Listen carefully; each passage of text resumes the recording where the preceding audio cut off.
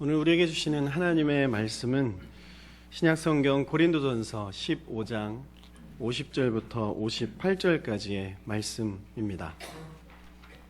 신약성경 고린도전서 15장 50절부터 58절까지의 말씀을 제가 받들어 읽어드릴 때 살아계신 하나님의 음성을 들으실 수 있기를 바랍니다.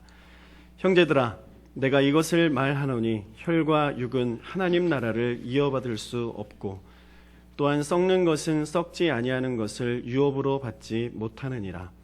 보라, 내가 너희에게 비밀을 말하노니 우리가 다 잠잘 것이 아니요 마지막 나팔의 순식간에 호련히 다 변화되리니 나팔 소리가 나매 죽은 자들이 썩지 아니할 것으로 다시 살아나고 우리도 변화되리라. 이 썩을 것이 반드시 썩지 아니할 것을 입겠고 이 죽을 것이 죽지 아니함을 입으리라. 이 썩을 것이 썩지 아니함을 입고 이 죽을 것이 죽지 아니함을 입을 때에는 사망을 삼키고 이기리라고 기록된 말씀이 이루어지리라. 사망아, 너의 승리가 어디 있느냐? 사망아, 내가 쏘는 것이 어디 있느냐? 사망이 쏘는 것은 죄요, 죄의 권능은 율법이라. 우리 주 예수 그리스도로 말미암아 우리에게 승리를 주시는 하나님께 감사하노니, 그러므로 내 사랑하는 형제들아, 견실하며 흔들리지 말고 항상 주의 일에 더욱 힘쓰는 자들이 되라. 이는 너희 수고가 주 안에서 헛되지 않은 줄 알미라. 아멘. 아멘. 담임 목사님께서는 키르기스탄 오시 신학교에 설교와 강의를 하시러 출타를 하셨습니다. 오늘은 제가 대신 하나님의 말씀을 증거합니다. 오늘 설교의 제목처럼 견실하며 흔들리지 말고 하나님의 말씀 앞에 함께 반응하며 나아갔으면 좋겠습니다. 여러분의 세상을 살아나갈 때 주님 안에서 승리할 때가 많으십니까? 아니면 실패할 때가 많으십니까?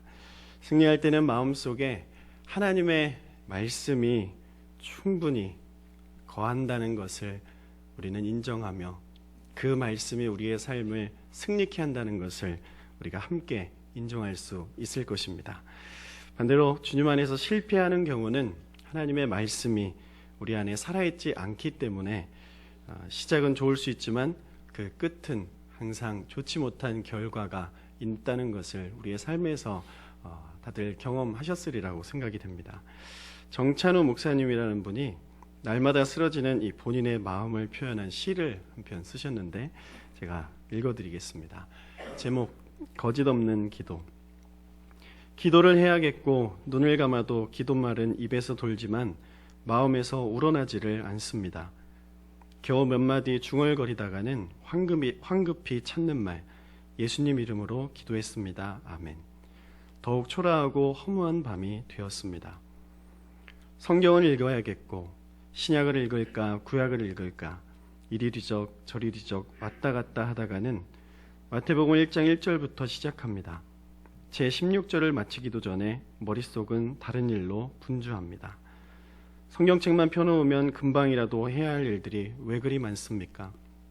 청소도 해야 되고 전화도 해야 하고 시장도 봐야 하고 식사 준비도 해야 하고 텔레비전도 봐야 하고 잠도 자야 하고 자신 있게 성경책을 덮으면서 하는 말, 내일부터 꼭 읽도록 하겠습니다. 그러나 내일도 안 되리라는 것을 잘 알고 있습니다. 주님, 한심하게도 매일이 이 모양입니다. 그러나 언젠가는 해낼 수 있을 겁니다. 도중에 지쳐서 포기하지 않도록 제발 그날을 앞당겨 주십시오. 아멘. 목회자뿐 아니라 이 땅에 부르심을 받은 이 성도들은 매일의 삶 속에서 하나님 말씀 가지고 살아 나아가며 승리를 하면서 주님 앞에 예배하러 나와서 주님, 이렇게 승리할 수 있도록 인도해 주셔서 감사합니다, 이렇게 고백을 해야 되는데 살다 보면 그것이 참 안 돼서 나약하고 연약함에 빠져 주님께 예배드리는 것이 참 부끄러울 때가 있습니다. 그러나 괜찮습니다. 우리 주님의 말씀이 있고 우리는 주의 말씀 오늘 붙들고 다시 시작할 수 있습니다. 고린도전서 15장의 바울은 아름답고 놀라운 희망을 선포합니다. 그것은 다름 아닌 부활입니다. 예수 그리스도의 부활로 말미암아 그분을 믿고 따르는 모든 백성들은 똑같이 예수님처럼 부활한다, 이렇게 말씀하셨습니다. 우리의 혈과 육은 썩는 것이고 약한 것이고 욕된 것이고 땅에 속한 것이지만 예수 그리스도의 부활이 썩는 것을 썩지 않는 것으로 살게 하시고 욕된 것을 영광스럽게 살게 하시고 약한 것을 강하게 살아나게 하시고 육신의 것을 신령한 것으로 다시 살게 하셨습니다. 부활은 믿는 자에게 꺼지지 않는 희망인 것입니다. 50절은 지난주에 봤던 본문과 같은 맥락의 말씀입니다. 형제들아 내가 이것을 말하노니 혈과 육은 하나님 나라를 이어받을 수 없고 또한 썩는 것은 썩지 아니하는 것을 유업으로 받지 못하느니라. 성경에는 이스라엘이 하나님의 말씀을 그들의 삶의 기준으로 삼았을 때 그들에게 어떠한 일들이 일어났는지 자세하게 기록하고 있습니다. 성경은 그때를 여호수아 시대라고 말하고 있습니다. 그때는 하나님의 말씀이 그들의 삶의 모든 기준이 되었습니다. 아무리 본인의 생각과 달라도 하나님이 가라고 말씀하시면 갔습니다. 멈추라고 말씀하시면 멈췄습니다. 심지어 요단강이 갈라지지도 않았는데 그 안에 들어가라고 말씀하시면 목숨을 걸고 모두 그 말씀에 의지하여 들어갔습니다. 바보같이 성을 이렇게 돌라고 말씀하시면 그 성을 돌았습니다.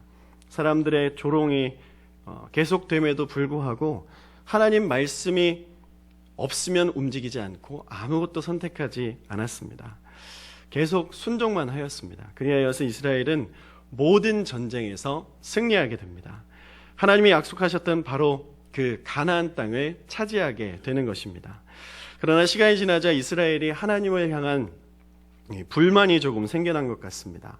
나는 이성도 있고 능력도 있고 그리고 내가 선택하는 것들이 그렇게 나쁜 것이 아니라고 생각이 되는데 내가 왜 하나님의 말씀대로만 꼭 살아야 되지? 이런 생각을 갖기 시작했습니다. 나에게도 내 삶은 내 마음대로 결정할 능력 그리고 권리도 있는데 이런 마음으로부터 이스라엘은 하나님의 말씀이 아닌 자기의 생각과 기분과 감정과 상식에 따라서 생활하게 됩니다. 그렇게 살아가는 그들은 분명 더 행복하고 아름다운 삶을 살았겠죠. 그저 그 하나님이 말씀하시는 대로 살았을 때는 자존심이 조금 상했을 텐데 이제 자신의 생각과 결정, 자신의 마음과 판단대로 사니까 더 행복하고 더 좋은 세상이 되었을까요? 그렇지 않습니다. 하나님의 말씀을 떠난 사람은 결코 행복하고 아름다운 삶으로 마무리할 수 있지 않습니다. 그때부터 이스라엘에는 온갖 죄악과 폭력과 상상 이상의 무자비함과 음란함과 이 세상에서 우리가 바라볼 수 없는 모든 죄악들이 다 들어오기 시작했습니다. 성경은 그 시대를 일컬어 사사시대라고 말하고 있습니다. 사사기 21장 25절 말씀을 읽어드리겠습니다. 그때에 이스라엘에 왕이 없으므로 사람이 각기 자기의 소견에 옳은 대로 행하였더라. 사사시대는 성경에 언급된 이스라엘의 역사 중에서 가장 어두운 시기 중에 한 시기입니다. 우리는 이것을 기억해야 됩니다. 사사시대의 가장 중요한 특징은 자신의 생각과 기분과 감정과 판단이 하나님의 말씀보다 더 중요했던 시대라는 것입니다. 성경에는 자신의 마음과 생각을 기준으로 삼으면 안 되는 명확한 이유를 말씀하고 있습니다. 예레미야 11장 9절 말씀인데요. 만물보다 거짓되고 심히 부패한 것은 마음이라 누가 능히 이를 알리오마는. 이 세상에서 가장 거짓되고 부패하고 썩은 우유 냄새 맡아보셨습니까? 그것보다 더 더럽고 더러운 것이 있는데 그것이 바로 우리 사람의 마음이라고 말씀합니다. 하루에도 수없이 요동치는 것이 사람의 마음입니다. 그런데 세상 사람들은 그 마음을 기준 삼아서 살아나가고 있습니다. 기분이 좋다가도 날씨가 흐린 것만 발견을 하면 또 쉽게 가라앉는 것이 우리의 마음입니다. 집에서 보는 거울에서는 날씬해 보였는데 밖에 나와서 자신보다 더 날씬한 자매님을 보니까 그것에 비교하여 자신이 살찐 것 같아서 우리의 좋았던 기분이 나빠지는 것이 우리의 마음이라는 것입니다. 이렇게 하루에도 수없이 요동치는 마음을 기준으로 삼는 사람이 어떻게 한결같이 살아가며 성공하고 끝까지 행복할 수 있겠습니까? 기준이 흔들리면 우리의 삶에 아무런 열매를 맺을 수가 없는 것입니다. 다른 것은 다 변해도 우리 삶의 기준은 변하는 것이 되어서는 안 되는 것입니다. 기준이라는 것은 한결같은 특성이 필요합니다. 그뿐 아니라 이 기준은 진실되어야 하고 순결하고 정직해야 됩니다. 또한 이 기준은 거룩해야 되는 것입니다. 이 세상에서 그 조건을 만족시킬 수 있는 것은 없습니다. 오직 하나님의 말씀 외에는 이 모든 조건을 만족시킬 수 없는 것입니다. 베드로전서 1장 24절 25절 말씀을 읽어드립니다. 그러므로 모든 육체는 풀과 같고 그 모든 영광은 풀의 꽃과 같으니 풀은 마르고 꽃은 떨어지되 오직 주의 말씀은 세세토록 있도다 하였으니 너희에게 전한 복음이 곧 이 말씀이니라. 하나님의 말씀을 우리 삶의 기준으로 든든하게 붙잡고 나아가시는 저와 여러분 되시기를 간절히 바랍니다. 아무리 나의 생각과 다르고 나의 소원과 다르다고 할지라도 우리 주 예수 그리스도의 말씀이라면, 그것이 하나님의 말씀이 확실하다면 어떤 변명도 달지 않고 거기에 순종하며 나아가는 것이 우리의 삶이라고 하는 것입니다. 모든 것이 다 가능하고 모든 것이 다 기준이 되어버린 지금 이 시대에 이 세상에서 성도에게 반드시 필요한 것이 있습니다. 어느 상황이나 어느 문화든지 상관하지 않고 적용될 수 있는 절대 기준, 하나님의 말씀을 우리의 삶으로 가져오시기를 부탁드립니다. 미국 기독교 대각성 운동을 주도한 조나단 에드워즈 목사님은 청소년기를 지나면서 회심을 경험했습니다. 디모데전서 1장 17절 말씀을 읽다가 그가 하나님의 크심과 영광을 느끼며 압도되었다 이렇게 표현을 하는데, 디모데전서 1장 17절을 제가 읽어드리겠습니다. 이 말씀을 듣고 은혜 받으시는 분들은 대한민국 기독교 대각성 운동의 주역이 되실 수도 있습니다. 디모데전서 1장 17절 말씀, 영원하신 왕 곧 썩지 아니하고 보이지 아니하고 홀로 하나이신 하나님께 존귀와 영광이 영원 무궁하도록 있을지어다. 아멘. 이 말씀 한 절이 조나단 에드워즈의 과거의 삶을 다 내려놓고 이제 미래에는 하나님의 영광, 주의 말씀, 주님의 놀라운 일들이 나의 삶에 펼쳐지고, 그리고 내 주변에 이 지역과 이 나라에 하나님을 믿지 않는 사람들이 나를 통해서 주의 복음을 듣게 될 것이다 회심하며 하나님께 삶을 올려드렸습니다. 나중에 그의 일기에는 이런 글을 썼습니다. 말씀을 읽는데 내 영혼에 하나님의 영광이 느껴졌다. 아니, 영혼이 온통 그 영광에 휩싸이는 것을 경험했다. 여태까지 한 번도 느껴보지 못한 전혀 새로운 느낌이 그 말씀을 통해서 내게 다가오는 하나님의 음성이었다. 에드워즈의 역작 중에 한 가지는 그리스도의 순례자를 꼽을 수 있습니다. 설교문인데요. 이 설교에서 에드워즈는 신앙의 여정을 걷는 자들의 바른 세계관에 대해서 언급을 하고 있습니다. 세상을 지나는 우리 세상에 대해서 우리는 어떤 태도를 가져야 할까? 이렇게 질문을 하면서 세상은 하나님의 피조물이기 때문에 우리는 그것을 악하다고 외면할 수는 없다고 말합니다. 그러나 세상은 하나님이 아니기 때문에 우리 여정의 최종 목표는 또 아니라고 이렇게 이야기하면서 하나님은 이성을 지닌 피조물의 최고의 아름다움이시다. 우리 인간의 눈으로 최고의 아름다움을 발견할 수 있는데 그 끝, 그 최고가 하나님이 되어야 된다. 이렇게 말하고 있습니다. 우리의 영혼을 만족해 하는 것은 오직 하나님이다. 이렇게 선포를 하고 있습니다. 우리는 세상을 지나면서 모든 것을 누릴 수 있습니다. 에드워즈는 동시에 하나님과 함께 있는 이 궁극적인 이 기쁨이 함께해야 된다고 강조를 합니다. 세상의 다른 모든 기쁨과 이 낙을 하나님은 완전히 압도하여서 우리의 신앙이 세상을 바라보지 않아도 될 만큼 그 풍요하고 만족한 분이 하나님이라고 이렇게 설교하고 있습니다.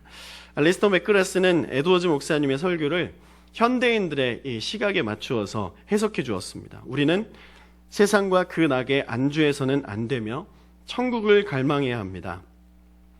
무엇보다도 우리는 천국의 복을, 하나님과 함께 있는 것을, 예수 그리스도와 누릴 행복을 열망해야 합니다.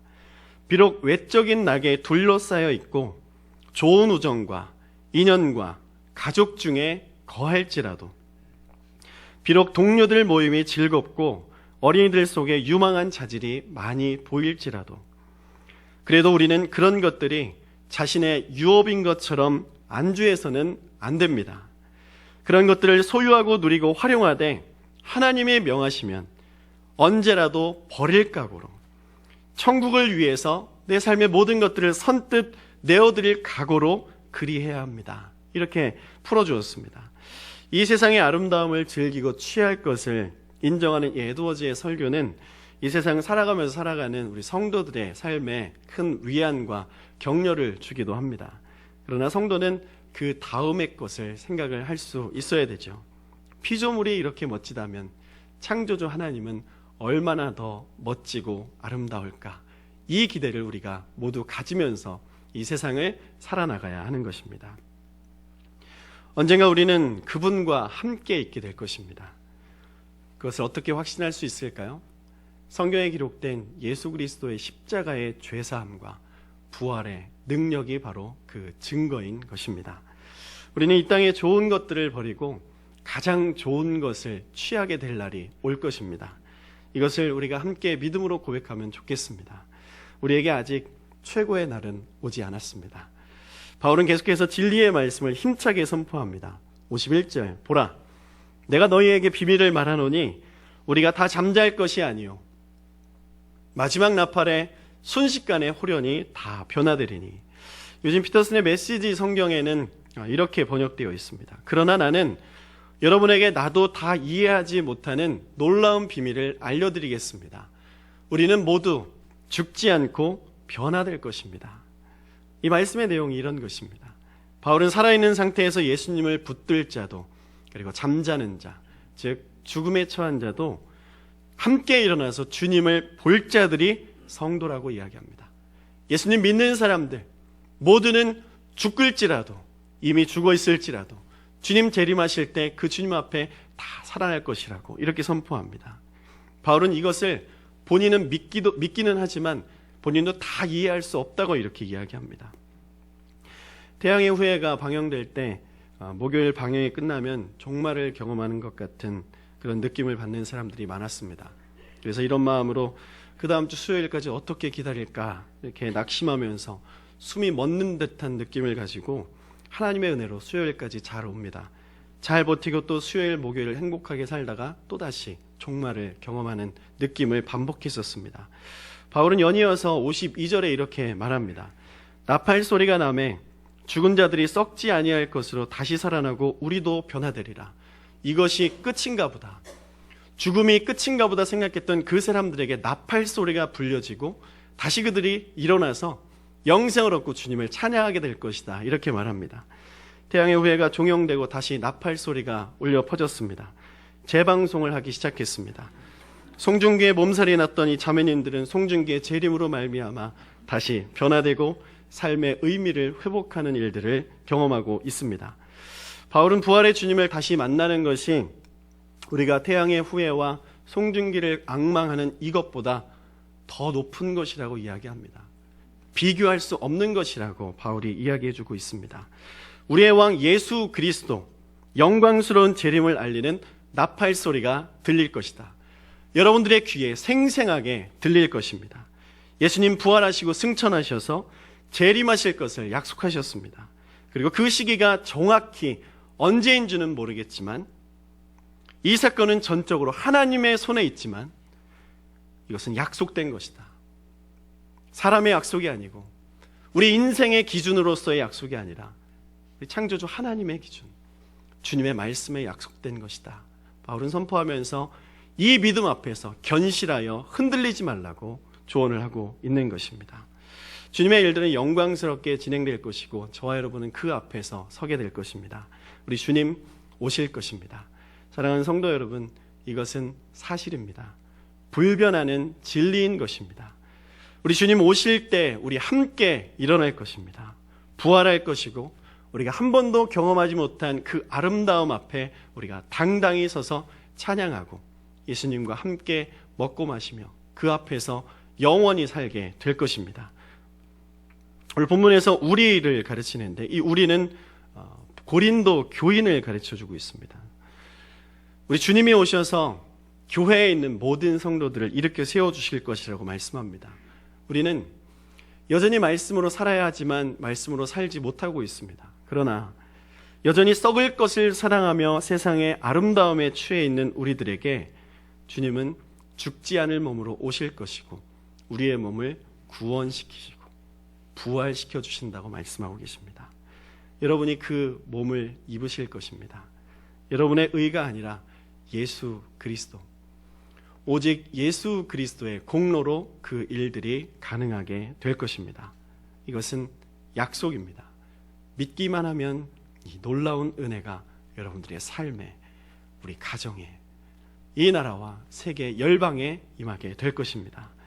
우리는 사망에 대고 담대하게 이렇게 선포할 수 있습니다. 사망아, 너의 승리가 어디 있느냐?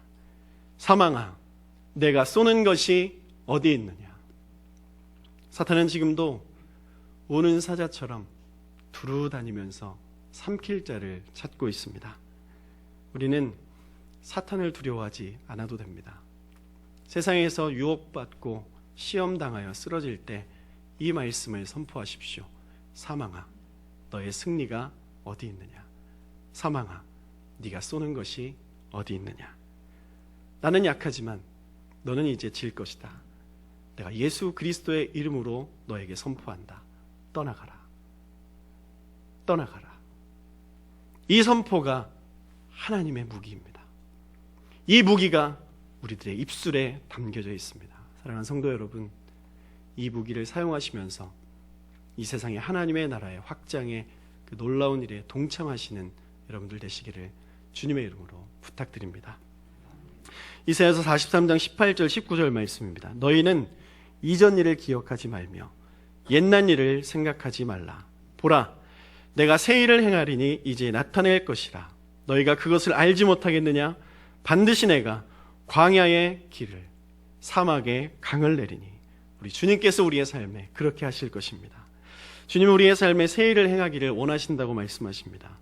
57절 58절 말씀을 읽습니다. 우리 주 예수 그리스도로 말미암아 우리에게 승리를 주시는 하나님께 감사하노니 그러므로 내 사랑하는 형제들아, 견실하며 흔들리지 말고 항상 주의 일에 더욱 힘쓰는 자들이 되라. 이는 너희 수고가 주 안에서 헛되지 않은 줄 알미라. 바울이 고백하는 감사의 대상은 우리에게 승리를 주시는 하나님입니다. 그래서 주시는에 해당하는 이 단어 디톡스, 디돈티라고 하는 이 단어를 우리가 함께 붙들고 가기를 원합니다. 이 디돈티는 현재형으로 기록되어 있습니다. 현재형이라는 것은 계속과 반복이 나타난다는 것이죠. 사랑하는 여러분, 하나님의 은총 그리고 하나님의 역사는 여러분들의 삶에 아직 끝나지 않았습니다. 주님 재림하실 때까지 우리가 살아가는 이 현재라고 느끼는 이 현재에 주님의 사랑은 반복되고 계속될 것입니다. 이것이 승리이고 이것이 그리스도인이 붙들어야 될 기준이라고 하는 것입니다. 예수님이 주시는 이 승리는 흔들릴 수 없습니다. 우리는 유혹과 시험에 흔들릴 수 있겠지만 우리 안에 계시는 주님은 흔들리지 않는 것입니다. 우리는 사실을 믿고 예배하고 그 사실로 인해서 인생의 기준을 잡고 든든하게 걸어나갈 수 있습니다. 우리는 그것을 증언하는 사람들로 부르심을 받았습니다. 증인에게는 주님의 일을 하기 전에 먼저 필요한 것이 있습니다. 쓰러지셨습니까? 하나님의 이 말씀을 붙드십시오.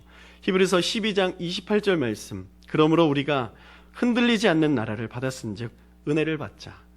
이로 말미암아 경건함과 두려움으로 하나님을 기쁘게 섬길지니. 우리에게 은혜가 필요하지 않습니까? 우리에게 지금 필요한 것은 무엇입니까? 하나님의 은혜만큼 하나님의 은혜보다 더 필요한 것이 우리의 삶에 어디 있습니까? 은혜 없이는 세상을 사랑할 수 없습니다. 은혜 없이는 하나님께 예배할 수도 없습니다. 이 은혜 없이는 하나님의 일들을 섬겨 나아갈 수도 없는 것입니다. 주님의 일에 은혜 없이는 신경을 쓸 우리의 시각이, 우리의 생각이 없는 것이죠.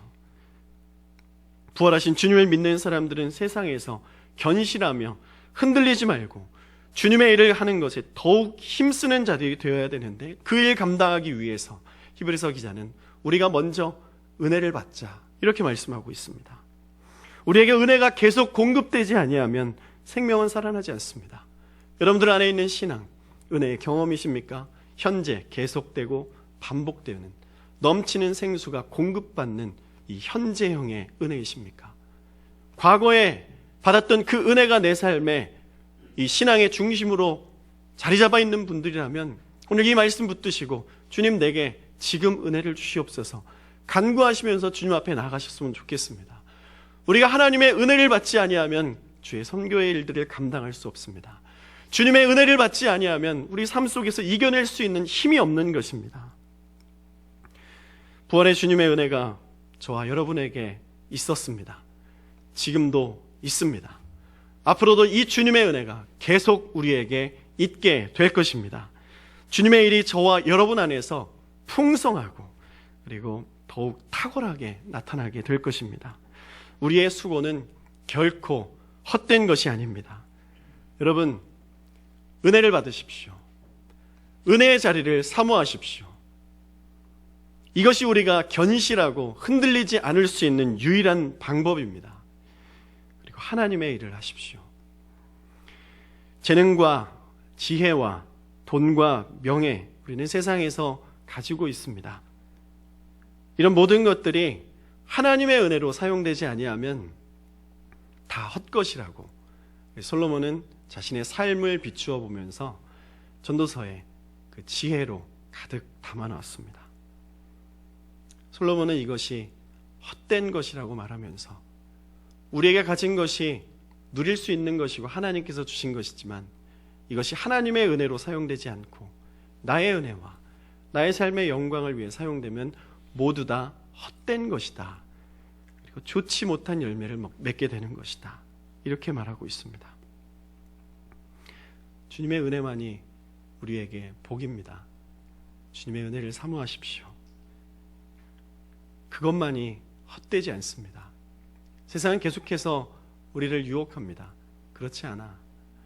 세상에는 더 멋있고 더 은혜로운 것들이 있어. 더 멋진 것들이 있어. 그렇지 않아. 거기에만 진리가 있지 않아. 여기에도 진리가 있고 저기에도 진리가 있어. 그 말을 들을 때 어떠하십니까? 그런가? 아, 정말 그런가? 그럼 한번 경험이라도 해볼까? 이런 마음 들고 계시지 않습니까? 견실하여 흔들리지 않는 성도는 예수 그리스도 외에 진리가 있다라는 말을 들을 때 그렇지 않다. 오직 예수다. 그곳에 가서 내 삶이 평안해진다 하더라도 나는 이곳에서 예수와 함께 가난하게 살 것이다. 이 믿음의 결단이 우리들의 것이 되어야 합니다. 이것이 바로 부활의 신앙이라는 것입니다.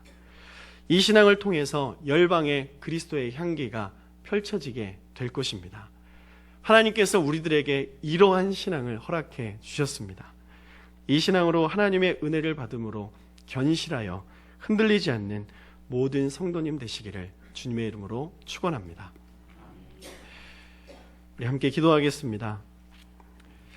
나의 삶에 하나님의 은혜를 사모하는 열심을 달라고, 그리고 어떤 자리와 환경에 있더라도 부활의 주님과 함께 견실하여 흔들리지 않게 하옵소서.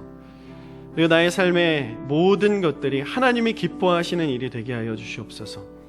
헛된 영광, 헛된 곳에 나의 삶을 쏟지 않고 하나님의 은혜의 곳에, 하나님의 영광이 있는 곳에 나의 삶을 쏟게 하여 주시옵소서.